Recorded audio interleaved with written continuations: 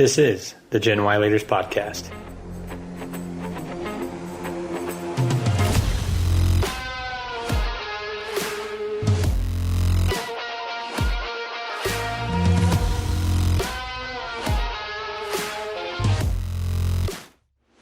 Welcome to the Gen Y Leaders Podcast, where we guide millennials to become the next generation of business leaders and entrepreneurs. I'm your host, Eric Huey, and multiple times a month, we bring you interviews from high-performing millennials who are challenging perceptions and changing expectations of our generation. Our mission is to help you overcome fear, take action, and go confidently in the direction of your dreams. It's time to start preparing now, mainly because 10,000 baby boomers are retiring every day, which will create a vacuum of career opportunities that you've been waiting for. Will you be ready?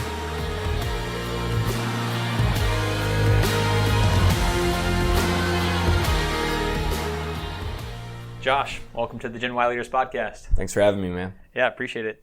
If you could, just start off and tell listeners who you are and what you do. Yeah, so my name is Josh Levin. I own a commercial electric company, Empowered Electric, on social media, LinkedIn, Instagram, all that stuff. It's at Empowered KC. It's been fun, man. We've been in business for over 5 years. It started in my house, in my bedroom. My bed used to be my print table, and first year we did 188,000. Second year we did 1.8. Then we did 3.6. Then we did 4.4. Then we did 7.9.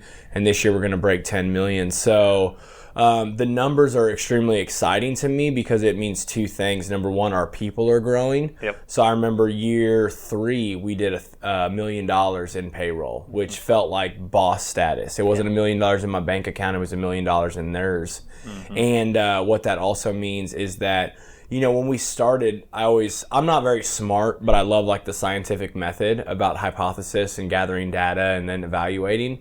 And so when we started, we really wanted to ask the question in an old boy industry, in an industry that hadn't been revamped, that doesn't have a social media presence, that hasn't adapted in 50 plus years. What if I took a nonprofit heartbeat to a for-profit company and asked the question, what if I cared more about people and less about profit? Mm-hmm. And what happens is it attracts really great people and really great profits. And so it's kind of a testament to an industry that most people overlook, that it can be sexy, that it can be worthwhile, that it can be successful and thought-provoking and, community impacting. So it's just been an absolute blast. Yeah. I love what you've done with it, man. It's been exciting to watch it grow. And to your point about the social media presence and just having the heartbeat to the company and online presence, digital presence, I think that's something that's been missing from a lot of the trades. To what we were talking about earlier before we started the interview, I think there's a huge opportunity for young people to not only start trades but buy these companies that a lot of baby boomers are going to be retiring out of. For people who are just now listening for the first time for this episode, a big pillar of the podcast is built on this idea that baby boomers are phasing out, they're retiring, and that's really going to present a lot of opportunity. And one of those huge opportunities is in the trades, because unfortunately I do think it has that misnomer that it's not sexy by its nature, but you can make it sexy by what you've done. Well, and when you say that, dude, it immediately makes me think is like opportunity is the most valuable thing. It is the best thing. It is also the scariest, most terrifying thing. But it's this thing that you're saying to me that, a lot of people probably know that stat and they're like, oh man, the opportunity's coming, but are you gonna be ready? Exactly. And that is my biggest fear right now is people think it's way, way, way easier than it is. And it's not. It's not complicated.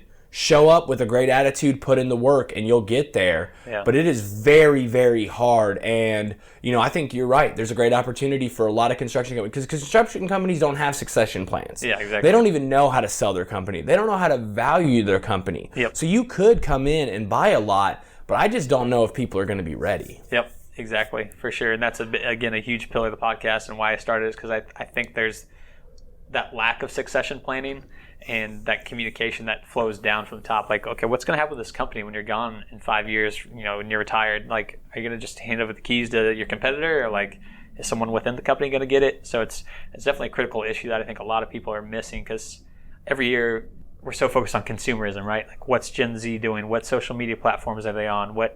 How long do they spend on TikTok? What's their disposable income? But really, all that doesn't matter if you don't build the next generation of leaders first to run those companies, right?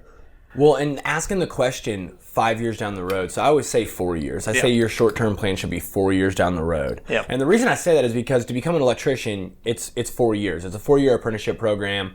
And I remember sitting at the interview table. I was making $18 an hour at the time, right? And this is 15 years ago or whatever, right? Not 15 years, but a long time ago. And I sit at the interview table, trying to become an electrician, trying to get a good job. I'm making $18 an hour as a residential painter. And the interviewer says, hey, as a journeyman electrician in 4 years, if you do what you need to do, you graduate, you get your license, all this stuff, you'll make $25 an hour. And I thought, holy crap, I am rich. Because I come from an extremely poor background. $25 an hour is 3 times more than my parents ever made, right? So I'm thinking, we're going to be able to fill up the gas tank. We're going to be able to have a fridge constantly full. Like, I'm so excited for my wife and my kids that I'm going to be able to make this. But they go, hey, but we're going to start you at 11. Most people aren't going to make that jump. Most people aren't going to jump from one ladder to the next, realizing that when you jump, gravity takes effect and you fall. Yeah. So, hey, man, I know construction. I'm a hard worker. I have a great attitude. Yeah, you're a painter. Paint bristles don't help electricity. Right. Hey, man, I show up on time and I do this, that, and the other and blah, blah, blah. And they're like, hey, that doesn't translate to electricity. Do you want this opportunity or not? And luckily, dude, they could have told me $8 an hour and I didn't care. Why? Because I knew I'm topped out at 18, but in 4 years, I'm going to make 25. And guess what happens after 4 years? Year 5, 6, 7, 8, 9. You can keep going. Sure. And so, like, when people say, like, oh, I can't come to this company because the starting pay is too low. Did you ask what the pay is in 4 years? Right. Did you ask what the damn opportunity is in 4 years? Because what people realize is they might get on a higher floor with a lower ceiling. And it's like, what's up with that, dude? That's short-sighted. Yeah. And you're going to be there way longer than 4 years. Yeah, that's awesome, man. Thanks for the background on your story. That's awesome. I think resonates with a lot of listeners who have high aspirations. So that's awesome. Speaking to your earlier point of just how successful the company's been, for the longest time I thought it was the Inc. 5000 list, but the Inc. 500 list, I guess. No, it is the 5000. Okay, maybe the magazine covers different on your wall that I'm not putting it together. But if you could just tell the listeners, a little bit about this list, how you got on it, what led to some success to allow you to do that. Yeah, so it's the Inc. 5000. So what it is it's the top 5,000 fastest growing privately held companies in America that apply. That's a key word that you need to realize, right, okay? Yeah. But then of the 5,000, there's the top 500. The top 500 are listed in the magazine, I believe, and the 5,000 are listed on the website or something like that. Yeah, okay. And then what's fun is of the 500 people, 40 are selected to be in the magazine. We were one of the people selected to be in the magazine. Of the 40 selected, there's only like 10 that have a multiple page article. We were one of those 10. And then even at the conference of those 10, they selected 3 people to highlight. And at the Inc. 2019 Inc. 500 Gala, we were in the actual magazine highlight story, which that was just their selection, partially because I think they were like, who the F is this electric company on social media? What's going on? Kansas City. Yeah. So there was some fun things. We've actually been in an issue just recently. We were on vacation, and like it was like last December's issue. I opened it up and was flipping through it, and we were in there together. I was like, what the heck? I didn't even know. They didn't like tell us anything. So anyways, I didn't honestly know about that award. And so I had some friends that had applied and got on the list the year before. And they said, hey, man, with your growth, I bet you're going to be able to do that. And what they do is they take your first year versus your third year growth. Or there's just got to be a 3-year gap. The first year has to be $100,000. Okay. So that's the floor. And you apply, you send in your numbers. If they call back and say, hey, we need some tax verification, it's good. Yeah. Then I got another email that was like, hey, dude, you definitely want to buy a ticket to the gala. Your number's high. And we were number 210, the 210th fastest growing company in America. That's and it was, amazing. Congrats, dude, man. It was a huge honor. And so it was going from that 188,000 to the 3.6 million, that kind of gap. And what's funny is I don't know your industry and I don't know like if that's a huge jump or not, but it seemed like a natural jump to us. And then we went from 3.6 to 4.4, 4.4 to 7.9. It seemed natural and it was a lot of fun. People were a lot, pretty shocked. But, people ask about it a lot. So I want to say these words, mile marker and finish line. And the Inc. 500 is not a finish line. Yeah. A lot of times people set up goals and they think, man, if only I got on that list, then I've made it. And you haven't. And there's nothing more frustrating than crossing a mile marker and think it's a finishing line and the coach says, 3 more laps. Yep. You're like, son of a bee, right? And so a lot of the listeners, like, I love awards. I love winning as many of them as possible. Best company to work at, fastest growing, all this, that, and the other. They are so amazing, but they are just mile markers on a bigger path. Yep. The bigger path isn't to be number 1 on the Inc. 500. It's not even to make it again. Yeah. I mean, did we? Yes. But the goal is to see our guys grow, to see the industry disrupted, to see the community. And, we always say that we're turning the light on Kansas City. We want to make it a brighter place to live, both light bulbs and positivity. And so, dude, it was a shock to be ranked so high. It was a huge honor. And I remember one time I got a little snippy and I felt it and it wasn't appropriate. So let me just say that. Yeah. But people were like, oh, you kind of ranked kind of high, right? By all these other people. And I was like, dude, we were like the third in the whole state of Missouri. Yeah. So I was like, no, they're by me. Like, I'm up there. Okay. Like they're number, 700. I'm 210. Yeah. And it was just like, stop that. Mm-hmm. Like, you know what I mean? Like, we're all winning. And like, it's like the dude that goes to the Olympics and takes 4th but's happy as heck, and the guy that takes 2nd hates his life. It's like, bro, like, be happy with where you're at. And it was a huge award, and I think it validated what I was saying. What happened? Because you walk in our front door and you see people over profit. Yeah, we're sitting here in Josh's office. You got it plastered on the wall. It's awesome. Well, what's funny about that scene is from the Rock Hill Grill. So that city view, which our office was on top of the Rock Hill Grill for a couple years. Okay.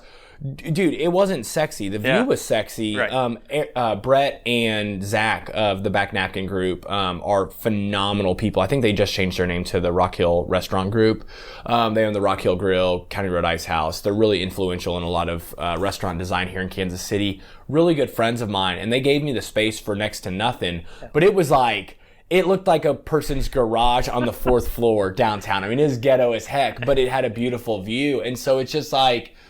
Dude, don't be so proud to ask questions. Don't be so proud to ask for help. Like, you don't know what kind of opportunities it'll grow to, and whether it's, looking at the Kansas City skyline from the, 4th floor of a restaurant or owning your own building, your own office now, man, it takes a lot of work and a lot of luck and a lot of people. So without a doubt, success is not so much an end destination, but just a mindset and a way of life, way of business. So yeah, again, really admire what you've done at the company you built, man. To the people over profit deal.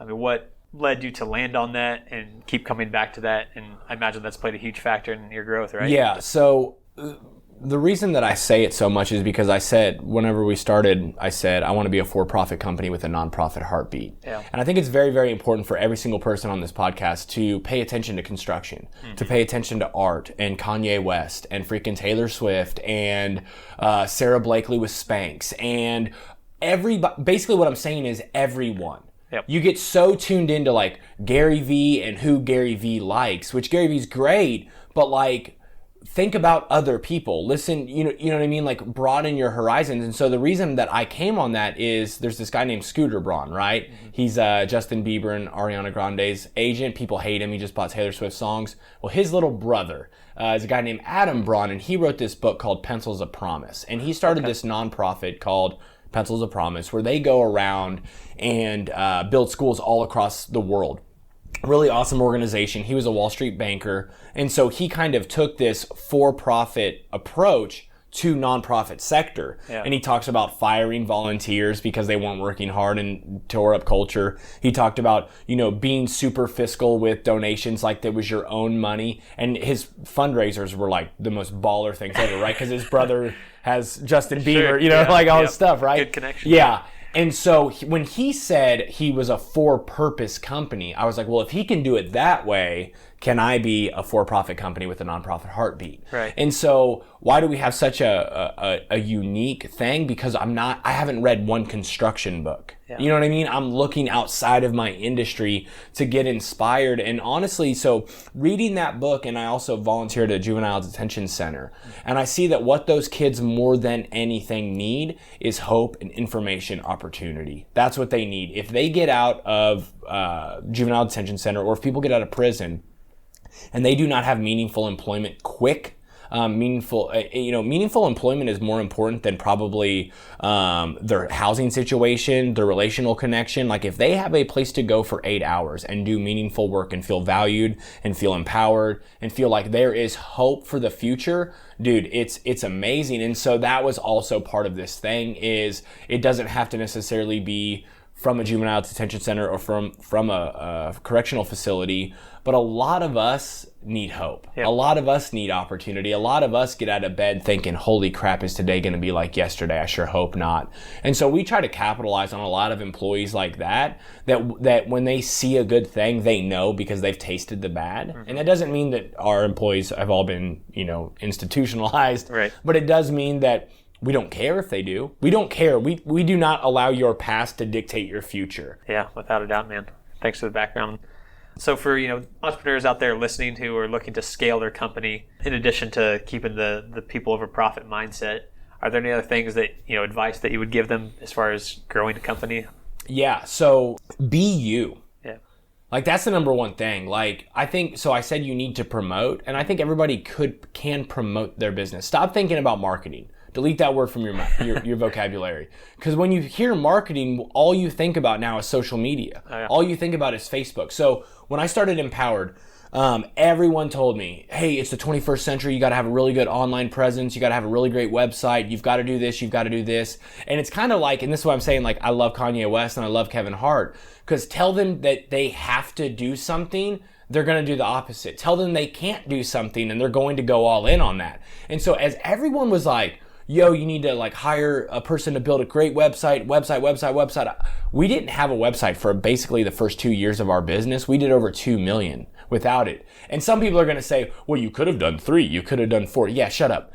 The whole point was, do you have to have Instagram? No. Do you have to be on LinkedIn? No. Do you have to have a website? No. You have to do you. And like if that is Instagram, LinkedIn, if that is TikTok, whatever that is, be uniquely you. It was really funny. I was talking to somebody about, they have like an interior design company, right? And they are super sarcastic. They are super funny. They are super witty, right? Like they're that person that like, you're like, you thought that shirt was nice? Like you like that shirt? And you're like, yeah, and you like start like looking at yourself, you're nervous. And, but their Instagram is always like very just vanilla, just very like, and you want to center the light here, it's just very blah. And I was like, why don't you like videotape some of your interactions with people and like making fun of the homeowner? Like, hey, so you like that blue? Like you like that? And like capture that, because it's just going to be funny, and not to shame them. You know what I mean? Because she's a super nice person. So like the people that know her know she's not making fun of them because she hates them. Like it's that thing. She does it well. But she's like so scared. Like, well, what about the people that are going to make fun of me? Bro, I'm a commercial electrician. Do you know how many people like write me off and laugh at me and don't want to give me the time of day until they see the Inc. 500 thing? Yeah. Until they hear 10 million in revenue, until they hear 48 employees. You know what I mean? Yep. Like I usually shock people, and I think if more people just did them and let them do, like maybe you want to do mailers. Maybe you want to go door to door and pass out flyers like the freaking dude. The Girl Scouts are still selling cookies, people. You know what I mean? And so it's like I just see so many people trying to be, who they think they need to be, or what they think other people are telling them. You're really missing out on some great opportunities. So that's what I would say. Great advice to young entrepreneurs. Yeah, definitely something they won't hear elsewhere. Getting towards the end here, one key question that I've wanted to start asking, but I haven't, so you're the first I'm asking, is there a request or a business ask that you have that like our network can help with, right? So I'm trying to foster this community more and say, okay, well, Josh needs to get into XYZ market or needs a contact at whatever. Like, I'm trying to develop those types of like network connections. So is there anything that comes to mind for you in that realm? Yeah, 100%. So 2 things. Shameless plug. We have a podcast, the Empowered People Podcast. Getting on there, subscribing, rating, writing a review, listening, all that stuff. You guys laugh at that, and if you haven't rated or reviewed this podcast, you need to, dude. It is so hard for some reason. Well, it's because you might listen on YouTube, you might listen on Facebook, you might listen on iTunes, Spotify, iHeartRadio, whatever.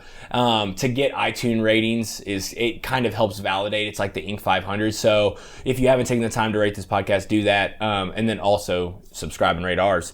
Appreciate that. So that's well, you're right. It's hard to get ratings, bro. You're like, hey, I see how many listeners listen on a weekly basis, and the ratings don't match. Right. Like, come on, guys. Without a doubt. But the other thing that I'm really trying to understand, and if somebody knows, man, hit me up at EmpoweredKC on Instagram. I'll respond immediately.